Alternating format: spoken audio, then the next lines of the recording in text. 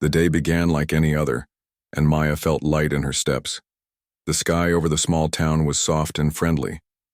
Morning clouds moved slowly, like gentle ships on a calm sea. She had just finished a charity event at the community center where she taught children after school. There were leftover flyers in her tote bag and a roll of tape stuck to the side. She waved goodbye to the last volunteer, smiled at the custodian, and stepped into the crisp afternoon air. The park was the quickest way home, and she liked walking there. The path curved between tall trees and clean benches. Birds made bright sounds in the canopy, and the fountain in the middle square sent up a cheerful spray. Everything felt steady and safe. Maya was the kind of person who noticed small details.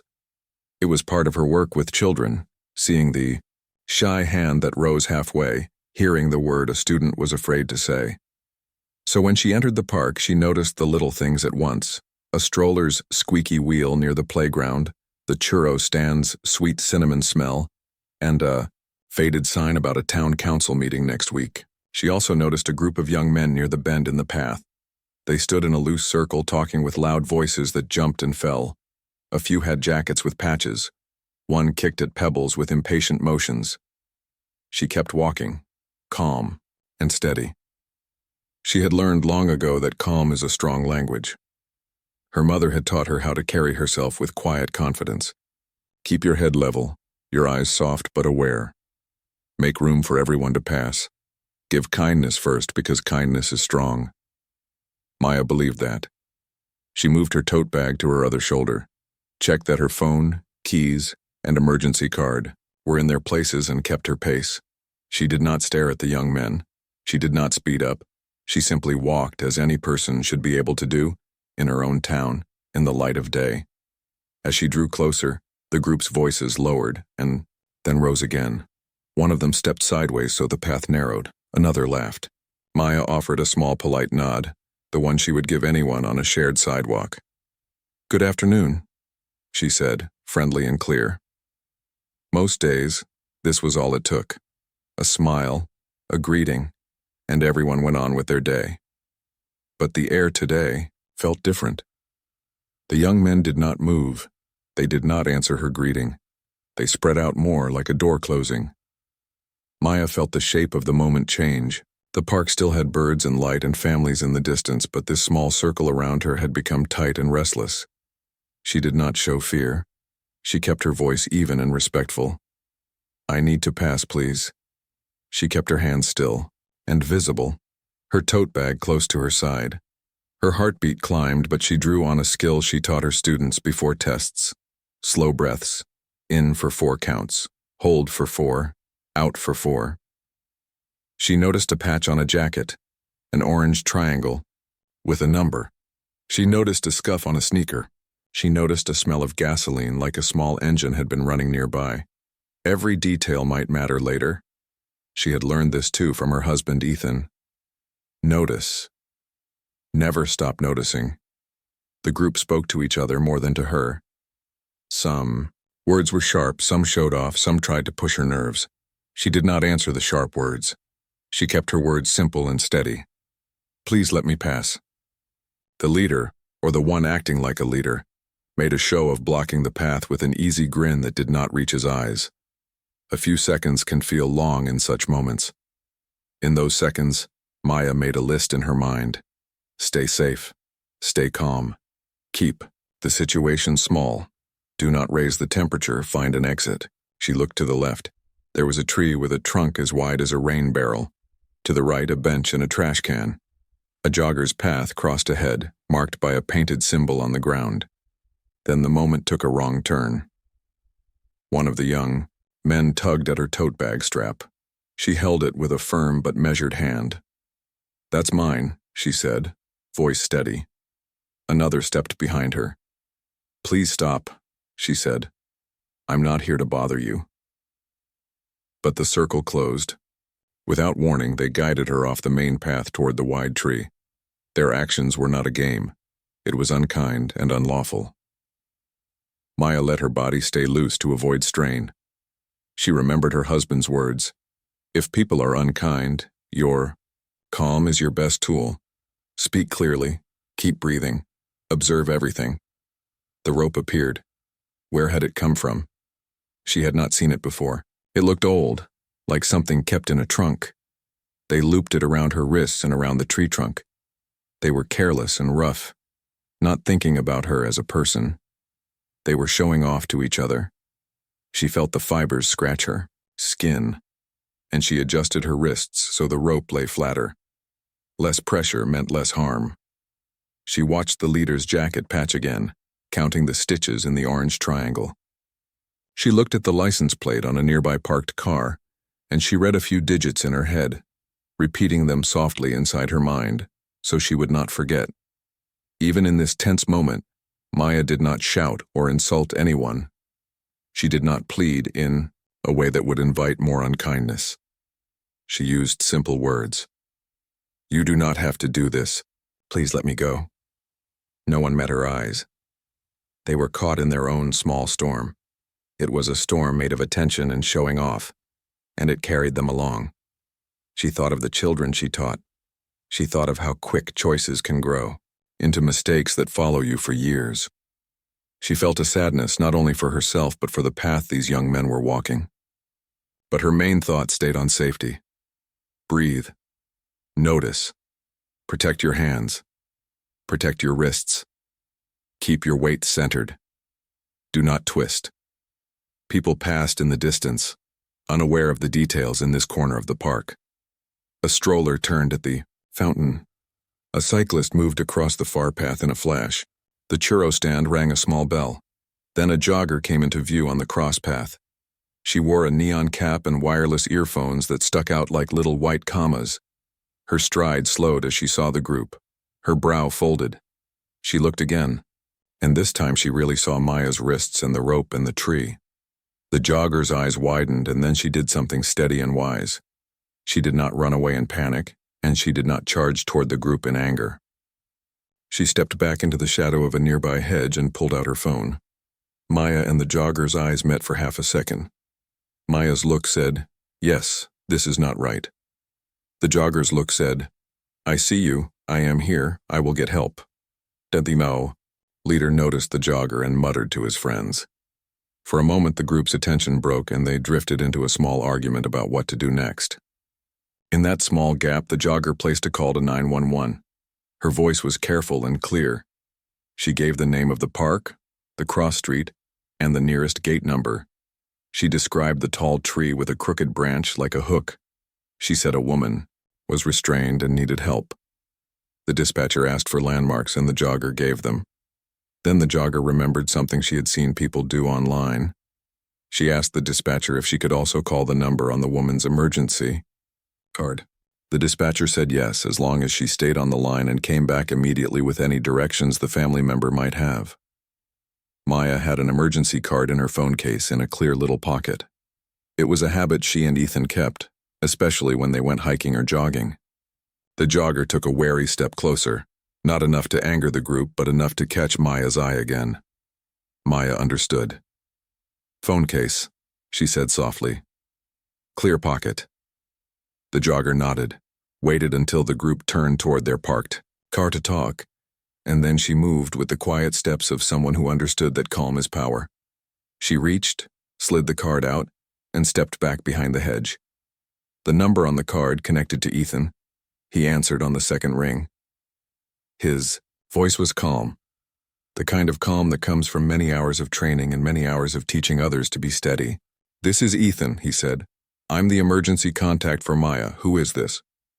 The jogger gave her name in a short sentence. "I'm at the park. Your wife needs help. I have 911 on the line." There was a brief pause, but not a frozen one. It was the pause of a person checking the scene in his mind and pulling up all the tools he had. "Thank you," Ethan said. "I'm on my way. Tell the dispatcher I'll meet the police at the north gate. There's a service road with a red chain. It's open sometimes on weekdays. Ask them to bring medics. Please stay where you are, but do not put yourself in danger. Can you see the nearest sign with a number or letter?" The jogger looked and read a small marker. N4. She repeated it to the dispatcher and to Ethan. Ethan thanked her again, and his voice held warmth as well as direction. "You're doing very well," he said. "You are helping her. Keep the line open. I'm leaving now." While this call happened, Maya kept her breathing slow and easy. The group's energy was already changing. The leader wanted to leave. Another wanted to stay longer and show off his bravado. Their words grew softer but faster, a sign that they felt pressure now too. One of them kicked at the grass, another checked his phone. They argued about rides, about time, about nothing at all. It was all noise. Maya watched their shoes, their hands, the direction they were facing. She repeated the license plate numbers in her mind, holding them like beads. She felt the rope and made small shifts in her wrists to keep her circulation open. She focused on the tree bark under her palms, rough lines that felt like maps. This focus kept her present and safe. The park sounds carried. The first officer on scene stepped from the car and moved with care. He did not run. He kept his voice even and his hands open. Ethan met him halfway, palms visible, and gave his name. He said he was Maya's husband and a trainer for first responders. He did not say anything about his past units. He did not need to. His tone showed he understood how scenes like this worked. He pointed to the bend, to the big tree, to the hedge where the jogger waited, and to the service road they had used. The officer nodded, keyed his radio, and set a clear plan in motion. Another officer walked toward Maya with slow steps and a soft voice. "We are here. We will help you." He did not rush to touch the rope. He looked first at her shoulders, hands, and face. "Any pain in your arms? Any trouble breathing?" Maya answered in short lines. "I'm okay. Rope is tight. I can breathe." The officer told her what would happen next. Medics were a few steps behind him, and they would make small cuts to the rope. He asked if she wanted a blanket for warmth and privacy once she was free. She said yes. It felt good to be asked. It gave the moment human shape. Ethan stayed just out of the inner space so the medics could work. He turned to the jogger and thanked her. He asked for her name again and whether she felt safe where she stood. He asked what she had seen and what she had recorded. His voice was calm and kind. "When you are ready, the officer here can take your statement," he said. "Your video may help. Please keep it on your phone until the officer guides you through sharing it." The jogger nodded. She looked a little shaky now that help had arrived. The first rush of courage had passed and the weight of it all landed. Ethan offered her a bottle of water from his bag. "You did very well," he said. "You helped her." A small crowd had begun to form at a safe distance. The churro vendor stood near his cart, worried eyes on Maya. A cyclist stopped and lifted his foot from the pedal. Two teens held their phones up. Ethan lifted a hand in a gentle way. "Please give the medics space," he said. "If you saw anything helpful, there is an officer who can take your statement." He did not lecture. He did not scold. He gave people something useful to do. The crowd took a step back. The churro vendor rolled his cart a little farther away to keep the area clear. The second officer set an outer perimeter with simple tape from his kit and a few cones from the trunk. He marked a path for the stretcher in case they needed it. He spoke into his radio and gave a basic description of the group that had left.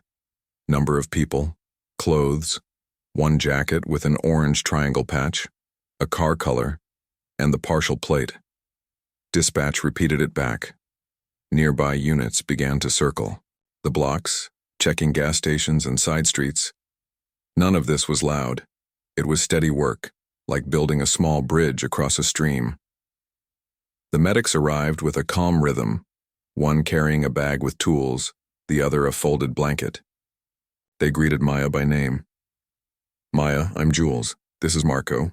We'll talk through each step." Jules checked the rope for where it pressed most. "We will cut in 3 places to take pressure off. Please tell me if anything hurts." Maya nodded. She felt the rope fibers and kept her breath slow. She told them in simple words how long she had been there. She said she had kept moving her fingers and shifting her weight a little to keep her circulation. Jules gave a small, approving sound. "Good instincts," Jules said. We'll go slow. Before the cutting, the officer asked Maya one more time if she consented to the medics cutting the rope and if anyone had made statements she wanted to record before the rope came off. Maya said yes to the cut, and she repeated the details she had held in her mind. The orange triangle patch, the scuff on a shoe, a tall boy with a small scar near his lip, and the partial plate numbers she had whispered to herself again and again. Ethan listened and wrote them neatly in his small notebook with the time. He handed the notes to the officer, who took a photo of the page with a body camera to mark the record, and then tucked the page into a clear evidence sleeve with a label. Victim provided details. Time logged. The officer also spoke gently to the teens with phones. He did not bark at them. He said, "If you filmed anything before we arrived, please do not post it online right now. It could harm the case or someone's privacy. If you want to help, talk to me after. There is a way to share it safely." One teen nodded and put the phone down. The other teen hesitated. Ethan stepped over and said, "People will still want to hear your story later. For now, the best way to help Maya is to share only with the officer." The teen took a breath and nodded too. Ethan called the neighbor he had texted earlier, just to update him and to ask for one more small favor. Guide any late responders to the north gate if they got lost and keep any curious drivers from blocking the service road. The neighbor agreed and asked if they could bring a thermos of tea. Ethan smiled at the thought even in this hard moment and said, "Yes, that would be kind. Thank you." He knew small comforts after a shock were not small at all. At the big tree, Jules showed Maya the trauma shears. "These are like heavy scissors. I'll place a piece of gauze under the rope to protect your skin while I cut." Marco held the blanket ready for when the rope fell away. They moved deliberately, counting before each cut. 3, 2, 1. The first cut was small, just to relieve the worst pressure point. They paused and checked color in Maya's fingers. Maya flexed her fingers carefully, like someone testing new light through a window. She felt pins and needles, but also relief. Jules smiled with their eyes. "Good. 2 more to go, then we will wrap your wrists gently and help you sit." While they worked, the officer nearby received a message on his radio and repeated it back in clear, simple words. "Copy. Unit reports a vehicle matching color and partial plate at the Oak Street station. Plate check pending." He did not shout it. He did not turn heads. He kept his voice level. He looked at Ethan and gave a small nod that said, "Progress." Ethan did not chase the detail with questions. He stayed in his lane. He watched Maya, ready to be the familiar face she could lock onto if she felt dizzy. The jogger, whose legs had started to tremble from the adrenaline, took a seat on the bench. Ethan thanked her again and asked if she needed a friend called. She shook her head, then changed her mind. "Maybe," she said. She gave a name. Ethan offered to text the friend a simple message from his phone. "I'm with your friend at the park. She helped someone and is safe but shaken. Can you come to the north entrance?" The friend replied with a heart and, "On my way." The jogger relaxed a little at that. The idea of a familiar face coming soon made the world feel gentler. Jules made the second cut. The rope eased again. Maya took a bigger breath this time. She kept her eyes on Ethan for a moment, then on Jules's hands. She did not want to float away in her mind. She wanted to stay with the steps. "Last cut," Jules said. They counted again. 3, 2, 1. The rope released enough that they could unwind the rest without scraping. Marco moved the blanket into place at the same time like a shelter. They guided Maya's arms forward and down with care and told her to keep her elbows close to her sides for now. "Let's sit," Jules said, "and then we'll check your wrists." Maya sat on the bench. The bark marks on her skin looked like shallow lines, not deep, but they stung. Jules cleaned the areas with gentle swabs and wrapped soft gauze. "Tell me if anything tingles in a bad way," Jules said. "Pins and needles are okay for a bit. Numbness that spreads is not okay." Maya nodded. Her breath steadied. She looked at the tree, now without the rope, and she looked at the path, where the officer stood, taking notes with a small pencil. She let the picture of organized, careful people sink into her mind. It helped her body understand that the danger had passed. Ethan asked if Maya wanted water. She said yes. He held the cap for her and let her sip. He did not crowd her with questions. He did not ask for the story all at once. He let the scene itself hold the story for now. The notes, the video, the steady work. He knew they would have many quiet minutes later to talk and to hold hands. For now, the goal was simple: warmth, breath, and clear steps. He placed his jacket over her shoulders and tucked the edges so it would not slide. The officer returned with a short list of next things. He explained each one in simple terms. A quick medical check in the ambulance to make sure there was no hidden strain.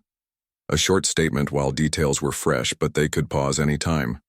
A ride to the clinic if the medics thought it wise, and someone would escort Ethan's car if needed.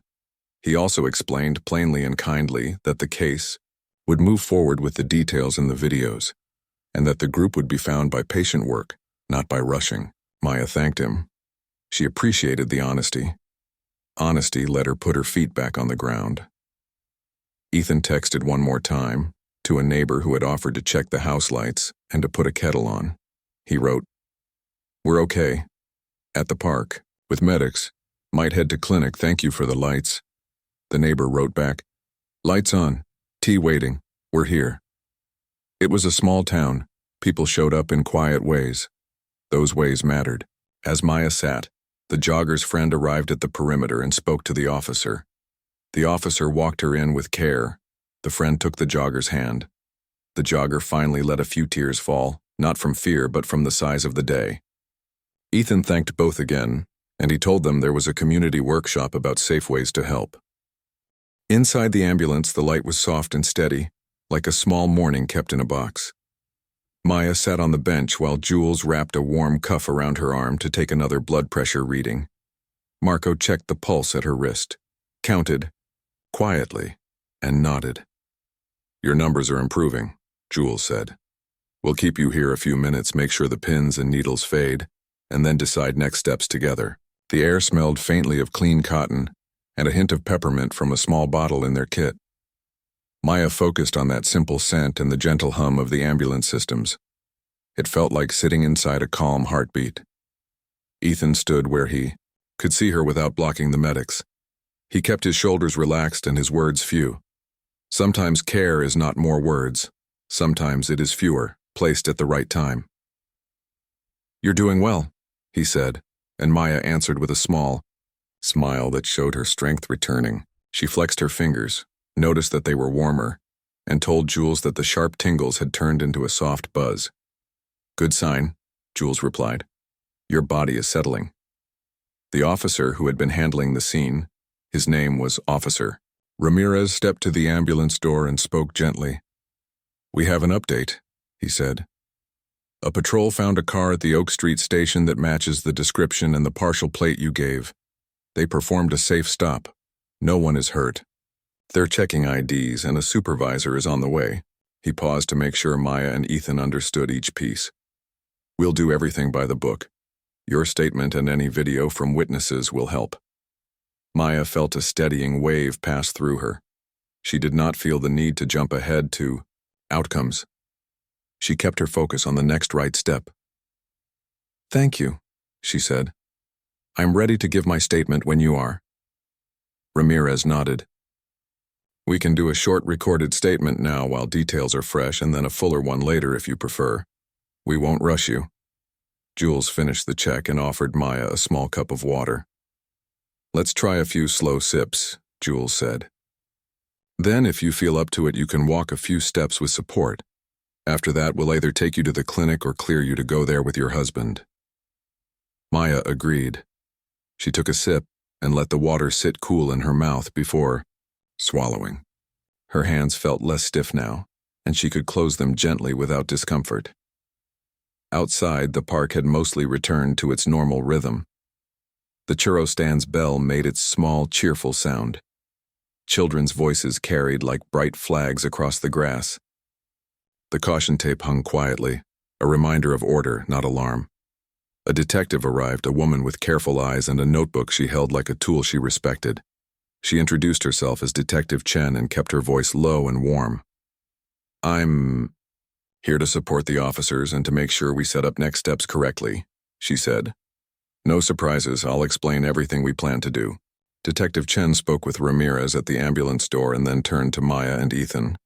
"I understand you've given key details already," she said. "That helped patrol units locate a vehicle. We will not ask you to identify anyone on the street. We want to keep your memory clean. Later at the station, we may conduct a proper photo lineup with guidance to avoid any suggestion. For now, we'll take your short statement about what happened and what you observed. Nothing more." Maya appreciated this care. She had heard from friends that fast, careless identifications could cause problems. This plan felt fair and respectful. The jogger, now calmer thanks to her friend sitting beside her, approached with Ramirez's guidance. Her name was Tasha. She had the video ready on her phone but had kept it untouched since Ramirez's request. "I recorded for about 30 seconds when they were near the car," she said. "I didn't post it anywhere." Detective Chen thanked her sincerely. "That helps," Chen said. "We'll create a secure copy with a timestamp. You keep the original safe. We'll give you a receipt and a case number." Inside the ambulance, Ramirez held out a small recorder. He explained that it would capture Maya's voice. The time and place would be spoken at the start, and she could pause or stop at any moment. "You control your story," he said. "I'll ask short questions. If anything is unclear, we'll come back to it later." Maya took a breath, looked at Ethan, and then began. Her voice was steady. She described leaving the community center, entering the park, noticing the group, the way the path narrowed, the tone of voices, and the way the leader stood. She used simple words and stuck to what she had seen and heard. She shared the details she had stored so carefully: the triangle patch, the scuffed shoe, the small scar by a lip, the gasoline smell, and the digits of the plate she had repeated in her mind. She did not try to remember more than was there. She let truth be simple. As she spoke, Ethan did nothing more than listen. He did not add or shape. He kept his face calm, like a steady shoreline. When Maya finished, Ramirez thanked her and announced the time and end of the recording. He gave her a short summary of what would happen next. They would log the recording, get a copy of Tasha's video, and keep them sealed. The patrol at the gas station would continue their careful work. A supervisor would review any items found in the vehicle with another unit present. Detective Chen received a radio update and paraphrased it to keep the information clear without adding pressure. The vehicle's driver consented to a basic search, she said. They found rope fibers in the trunk. A jacket with an orange triangle patch is in the back seat. They are confirming whether the patch matches your description. Everyone is calm at the scene. Maya closed her eyes for a moment, not in fear but in relief that the work was being done with care. Jules checked one last time for hidden tenderness and asked Maya to try standing. Marco helped her down from the bench. Her knees felt steady. "How do you feel about going to the clinic for documentation?" Jules asked. "It can be helpful later." Maya looked to Ethan, then back to Jules. "Let's go," she said. "I want to do this right." Ethan agreed. He would follow in their car. Detective Chen arranged for an officer to escort them to the clinic and make sure the paperwork connected to the case number. Before the ambulance doors closed, the churro vendor came forward, eyes kind. He asked if he could send a bag of plain churros to their home later, just to add a little sweetness to a hard day. Maya smiled warmly. "Yes," she said softly. "Thank you." Small kindnesses were like lamps. They did not erase the night, but they made the path visible. The ride to the clinic was smooth. Jules chatted lightly, asking about Maya's favorite tea, the kind of book she liked to read with her students, anything that kept the world normal and soft. Maya answered, and the conversation felt like a bridge from the park to the clinic doors. At the clinic, a nurse greeted them with the steady feeling of a person who had done this many times. She spoke Maya's name the way a friend might, with the right rise and fall. They documented the rope marks with care and dignity, used a simple skin balm, and gave her soft sleeves to wear home so her wrists would be protected and warm. The nurse also gave Maya a small card with the clinic's number and the name of a counselor who specialized in helping people after stressful events. "You can call anytime," the nurse said, "even if it is just to talk for a few minutes." While Maya completed her check, Ethan stepped into the hallway to call his neighbor. Again. The porch lights were on. The kettle would be hot when they arrived. He also sent a short message to Tasha through the officer. "We are heading to the clinic. Thank you again. Your calm helped protect a stranger. That matters." Tasha replied, "Glad she's safe. I'm okay too. I'll be at the workshop when you set it up." Back at Oak Street Station, the turning point continued to take its shape. The supervisor on scene ensured the stop remained low stress. They separated the group for conversation without bluster. One of the young men kept his head down, quietly, answering simple questions about where they had been. Another looked restless, like a person trying to outrun a mirror. The driver's registration matched the plate digits Maya had memorized. The jacket with the orange triangle patch had a loose seam that looked like it had been pulled. Rope fibers in the trunk had a similar texture to the fibers in the evidence bag from the park.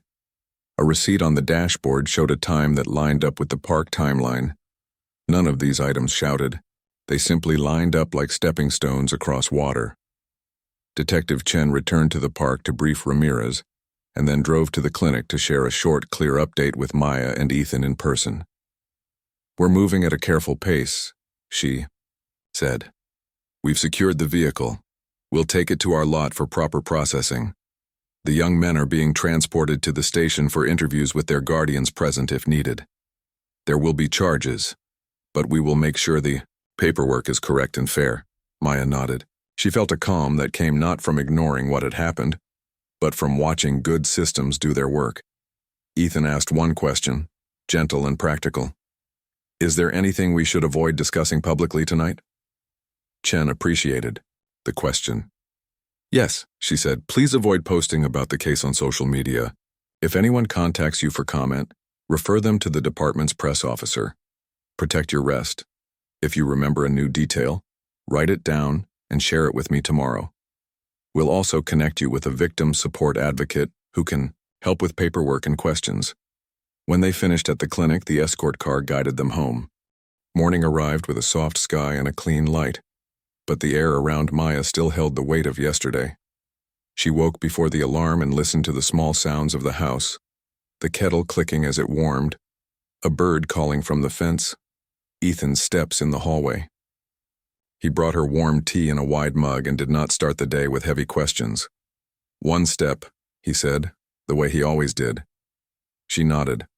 One step was enough. Detective Chen called just after 8. Her voice was steady and kind. She said the group from the gas station had been brought in the night before. The process was careful and calm. "No one was hurt," she said. "Today we will do things the right way. I would like to meet you at the station late morning. We will take a fuller statement and, if you consent, show you a photo lineup. It will be managed by a different officer, so there is no pressure. You can stop at any time." Maya thanked her. She felt a small rise of nerves and named it, the way the counselor's card suggested. "This is a normal feeling. My body is trying to keep me safe." Then she breathed in and out, slow and easy, until her chest softened. Ethan drove while Maya watched the town pass, all the ordinary things looking both the same and new. The bakery sign in the window, the postal truck at the corner, a child in a yellow raincoat even though the day was dry. Being in motion felt good. It felt like she was not stuck in the image of the tree but moving toward a better picture. At the station, a calm person at the desk greeted them by name and offered water. A victim support advocate, Lena, the one who had texted last night, met them with a folder and a warm look. She moved with the grace of someone who understands how to carry hard days with soft hands. Lena explained the plan again, step by step, in simple words. "We will sit in a quiet room. Detective Chen will start with a few short questions, then give you space to speak fully. After that, a separate officer who does not know the case will show you a set of photos. You are free to say not here for any or all. We care about accuracy, not speed. Later, the officers will speak with the district attorney about next steps. There may be a court date to set basic conditions, like stay-away orders. We will be with you. Maya felt the careful path beneath her feet. It mattered. The interview. Room was bright and not too small. A plant by the window looked healthy, like someone watered it on a schedule.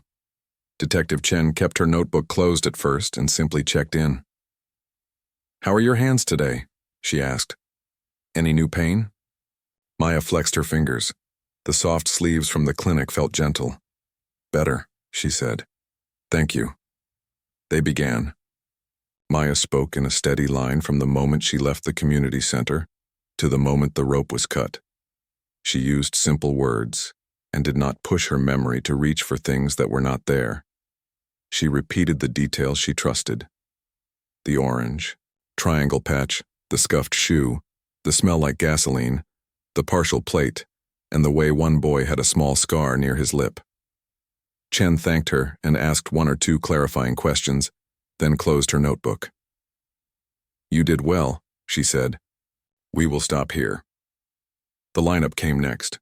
A new officer introduced himself, Officer Patel, and explained the process. "I was not at the park," he said, "and I do not know who the officers stopped. I will show you a series of photo sheets, each with several faces. If you see someone you recognize from the park, say so. If not, not here is a complete answer. Take your time." He set the first sheet down. Maya let her eyes pass over each face without judgment, the way she teaches her students to read a page, left to right, piece by piece. "Not here," she said for the first sheet, and the second and the third. On the fourth sheet, her breath shifted. She tapped the picture of a young man whose lip held a small, pale mark. "He looks like one of them," she said. "But I need a moment." She looked again and searched for honesty inside herself. "Yes," she said carefully. "I believe it is him." She did not claim more than belief. She did not claim certainty where she did not have it. Patel thanked her and noted her words exactly. On the fifth sheet, she did not see the leader's face and said so. "Not here," she said steady. On the sixth, she paused at a face with familiar eyes but was not sure. "I am not sure," she said out loud. "Then we will not mark it," Patel replied. He closed the set. "Thank you." Meanwhile, other careful work was happening across the hall. Rope fibers from the park and fibers from the car trunk were being compared. The jacket with the orange triangle patch had been sealed in a clear bag and was photographed on a plane. Background. The patch's loose seam showed a line that fit the way Maya had described an edge pulling. A receipt from a nearby store had a time that matched the minute Tasha's video showed the group near the car. The video itself, copied and sealed, captured a few seconds of faces and jackets under the open sky. None of it was loud. All of it was steady. Detective Chen returned with a small update. She did not crowd Maya's mind with every detail, only the needed ones. "Based on what we have and the evidence from the vehicle, we are sending a packet to the district attorney this afternoon," she said. "It will include your statement, Tasha's video, the lineup notes, and the items from the car. A judge will review the paperwork for probable cause and, if approved, set the first court date. There will likely be a short hearing to set conditions. We will request a stay-away order and no contact. We will also request that any release include check-ins and program referrals. This is about both accountability and safety." Maya listened and nodded. Words like packet and order felt like bricks making a small wall of protection around her life. After lunch at home, a simple soup, cut fruit, tea, they rested. The phone stayed on the table, not in their hands. When it buzzed, it was a text from the churro vendor, who had received Ethan's thank you message through a neighbor. "Plain churros on your porch at 5, the text said. "No need to answer." Maya smiled. Then a message from the school. The staff wanted to cover her after-school program for a few days and send meals. She felt the town's arms around her again. Later in the afternoon, Chen called with the time for the hearing the next day. "It is very short," she said, "and you do not need to speak. The judge sets the basic conditions. Your presence is your choice." If you come, we will guide you to a quiet area and sit with you. If you prefer to stay home, that is completely fine. The order will still be requested and we expect granted. Maya thought for a moment, looked at Ethan and said, I will come if I can sit in a quiet corner. I want to see the process. I think it will help me feel steady. Chen said she would arrange for a side door and a soft private space. Evening brought a new kind of work. Ethan opened his notebook and began to sketch the outline of a small community workshop. Not tonight, Maya said with a gentle smile, touching his hand. He laughed softly. Not tonight, he agreed, and closed the cover. They took a short walk in the yard instead, listening to the crickets and the breeze in the leaves. The sky turned the color of peach tea, and their shoulders dropped. They ate 2 churros each and saved the rest for neighbors. The next morning, they arrived at the courthouse by the side entrance as planned. Lena met them and walked with them to a quiet room with a window. From there, they could hear the low murmur of the hallway but not the rush. Officer Ramirez stopped by to greet them and offer a gentle update. The district attorney had filed charges that matched the facts. The judge would likely hear them in the next half hour. You will not be called, he said. If you want to step out any time, we will walk with you. In the courtroom, things moved with a careful rhythm. The judge read a short summary. The park, the rope, the vehicle, the items found, the video, the statements. The judge's voice held patience. The defense counsel spoke briefly about conditions, and the district attorney spoke about safety. The judge set clear rules. No contact with Maya or any witness, no entry into the park, regular check-ins, and participation in a program that addressed decisions and responsibility while the case moved forward. The judge also signed a stay-away order that would be handed to each young man and entered into the system at once. Maya sat in the quiet room while this happened, with Lena at her side and Ethan near the door. She did not need to see faces to feel the meaning of the words. She looked at her hands, at the soft sleeves, at the small card with the counselor's name. She felt the strongest wave of the day, the tight mix of memory and relief. And she breathed through it until it softened. Lena offered her a simple line to hold on to. The system is doing its part. You have done yours. When they stepped into the hallway afterward, they moved into the middle of the day like people stepping into a new room. Detective Chen met them with a small, honest smile. The order is in place, she said. Paper copies for you and a digital one in the system. Patrol cars have the note about the park. If anyone tries to contact you, call me or 911 right away. For today, may I offer a thought? Maya nodded. Do one kind, normal thing you planned before all this, Chen said. Bake, read, walk, call a friend, something that belongs to you. Maya held that like a small stone in her palm. On their way home, they passed the park. They did not stop, but Maya looked through the car window. The big tree stood the same as always, a part of the earth, not a part of yesterday's harm. Our worker in an orange vest was fixing a light near the path. A new clear sign had been. The next few weeks moved like a quiet river, steady, clear, and full of small steps that mattered. Maya kept her promises to herself. She drank warm tea in the morning and sat by the kitchen window for 5 minutes before checking her phone. She wrote 2 or 3 simple lines in a notebook each night, what she felt, what helped, and one small thing she was grateful for. Sometimes the small thing was a friendly wave from a neighbor. Sometimes it was the sound of the fountain in the park when the wind carried it across town. She did not try to be strong in a loud way. She let ordinary strength do its work. She returned to the community center after a few days off. The children greeted her with soft hugs and bright eyes. She kept the day normal and gentle. They read a book about a bird building a safe nest. They did a craft where each child drew a star and wrote one word inside it. Kindness, courage, listening, fairness, patience. Maya wrote her word too. Steady. It felt right. She did not talk about the park directly. She taught the way she always had, with care and simple structure. The room, with its crayons and soft chairs, made a brave space for everyone.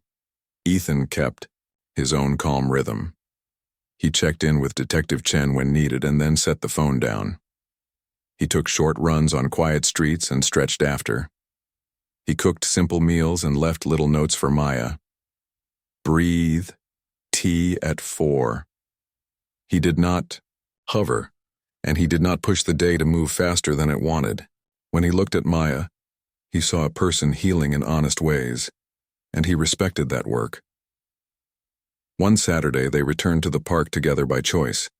They went in the late morning, when the light is soft and children ride bikes with streamers. They walked hand in hand. They did not go straight to the big tree. First, they circled the fountain and watched a toddler toss crumbs to birds that did not need crumbs. They waved to the churro vendor and bought one to share, the plain kind, that breaks with a soft snap. Then they walked toward the tree at a slow pace. The tree looked like itself again, a living, neutral thing. Its bark held sunlight. Its shade fell on a bench where an old couple sat with a small radio. A new clear sign showed the park's map, path numbers and emergency coordinates. A lamppost nearby had a fresh bulb. A small garden ringed the base of the tree with native flowers, purple cone flowers, short golden blooms, and green herbs that smelled fresh when the wind moved. A little note on a stake said, "Community planting, with care." Maya felt her, chest open. She stood a few steps away, closed her eyes for one breath, and then opened them. "Let's sit," she said. They sat on the bench and let normal life walk past them. The jogger, Tasha, became a gentle part of their days. She and Maya met for tea one afternoon at a cafe near the library. Tasha told Maya that she had felt shaky for 2 or 3 days after the park, and that she had called her sister at odd hours just to hear a familiar voice. Then, because talking helped, she signed up for a short class on safe bystander skills. "I wanted to turn that shaky feeling into something I can use," Tasha said. "Now I carry a small card with my own emergency contact, and I've learned what to say first when I call for help." She showed Maya the card. Maya showed hers. It felt like 2 lanterns being lit and held up side by side. With Chen's help, Ethan set the date for a free community workshop at the center. They made a simple flyer with a calm title, "Stay safe, help well."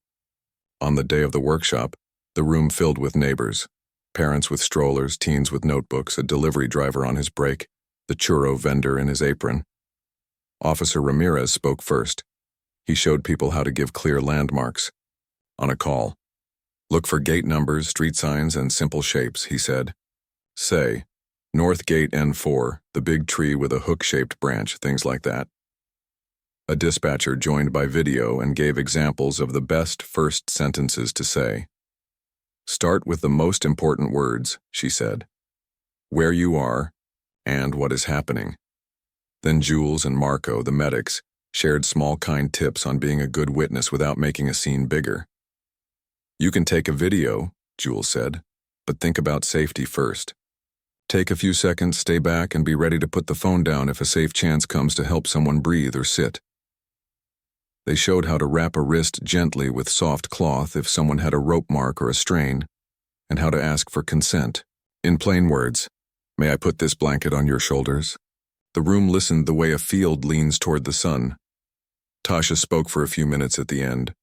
She did not try to be a hero. She told the truth. "I was scared. I tried to be calm. The clear words to 911 helped me. So did the reminder to share. Video with officers, not the internet." She looked at Maya and nodded. "Kindness kept me brave," she said. The room felt both quiet and strong. The legal path moved forward with the same careful steps. The district attorney called Chen and Lena with updates, and they called Maya. There would be a formal hearing later, and there were options on the table: a trial, or a plea with real conditions, or a structured program with strict rules, supervision, and community work, all shaped by the facts and the law. The leader of the group faced more serious charges for his role. 2 of the younger ones, who had followed rather than led, were offered a strict path that included school attendance, a mentor, service hours in the park service team, and a class on decision-making. Nothing erased what had happened. The point was to build a clear wall around it, so it could not happen again. One option included a voluntary restorative meeting with a trained facilitator, only if Maya agreed, and only with safeguards. Lena explained it in simple words.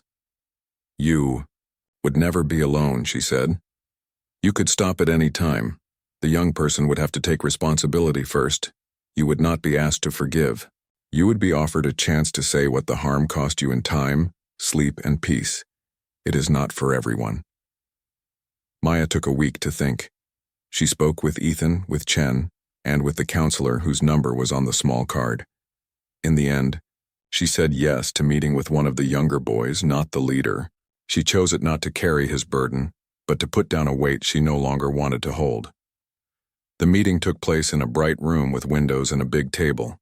The facilitator set the rules. Simple words, no interruptions, honesty, no excuses. The boy sat with a caseworker. He looked smaller than he had at the park. He spoke softly. He said he had been showing off and had not thought past the next minute and that he was sorry for what he did. He looked at the table when he said it, then looked up and met Maya's eyes for only a second. Maya listened. She did not say, "It's okay," because it was not. She said what it had cost her. Hours of fear, a long day at the clinic and the station, nights of waking up at 2 and walking the hall until her breath came back, time her students felt her quietness. She said she was working to be steady again and that many people had helped her. The boy nodded with wet eyes. The facilitator asked him to speak about what he would do next. He said the plan, school, park service, weekly meetings, no contact, and a letter to the community center about respect. Maya nodded. She did not feel joy in that moment. She felt a kind of clean space open inside. After it ended, she went home and slept deeply for the first time in weeks. The town changed in small, good ways. The park added 2 more light posts and made sure each gate number was clear. The community center put a small in case of emergency card on a table by the door, free to take. A handful of teens who came to the workshop asked Ramirez if they could help with a park stewards project on weekends. He said yes, and he trained them to pick up litter, report broken lights, and be friendly faces on the paths. This was not about being guards. It was about being neighbors. Maya returned to her full routine with gentle confidence. She taught the children a new song about noticing, the kind of noticing that sees good things. A shy smile, a friend who shares a pencil, a bird that builds a home with string and twigs. She and the kids painted a small mural on a board at the center, a winding path with little lanterns along it. Each lantern had a word the children chose: listen, help, breathe, call care. The board sat by the door where the sun touched it in the afternoon. Ethan finally opened his notebook and finished the outline for a simple pamphlet. 5 calm steps in a hard moment. Step 1 was breathe. Step 2 was name the place. Step 3 was call for help with clear words.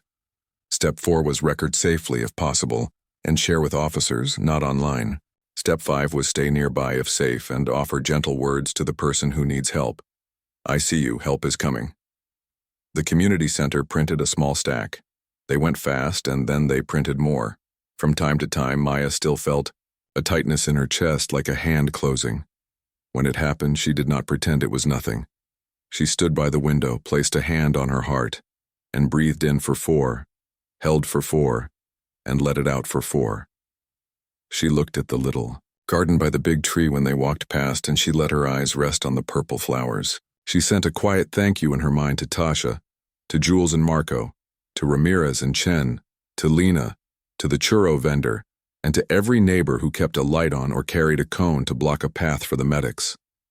Gratitude, like breath, made more space inside her. One evening, as the sun slid low and painted the park gold, Maya and Ethan sat on their bench again. Tasha jogged by, lifted a hand, and smiled. A teen in a bright fountain and